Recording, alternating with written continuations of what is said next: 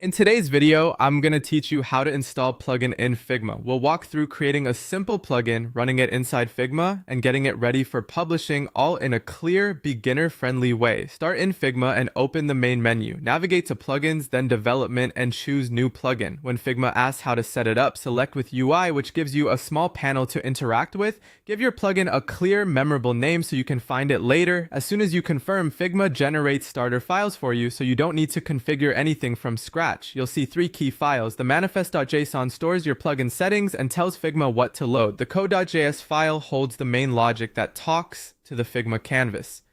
And UI HTML defines the small interface your users will click and type in.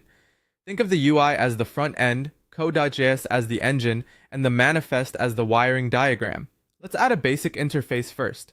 Open UI.html and create a simple page with a heading that says Create Rectangle and a button with the ID btn labeled Add Box. Inside a script tag, add a click handler that uses parent.postMessage to send a plugin message with a type of create box. That message is how the UI communicates with the main plugin code running in Figma. Next, open code.js. At the top, call figma.showUI with your bundled HTML so the interface appears. Then add a listener with figma.UI on message.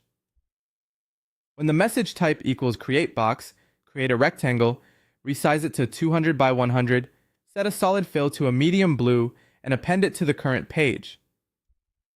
That's your first end-to-end interaction, connecting a button press to a visible change on the canvas. To run it, go back to Figma, open Plugins, Development, and click your plugin's name. The UI pops up, click Add Box, and a blue rectangle appears on the canvas. If nothing shows up, make sure you've saved your files and that you have a document open in Figma before running the plugin. Now, iterate, edit the code, run the plugin again, and check the result. Repeat this loop until everything feels smooth and reliable. Once it works, think about extending it. You could generate UI layouts, rename layers in bulk, insert icons or images, create social media templates, or connect external APIs for advanced features. When you're ready to share, open plugins, develop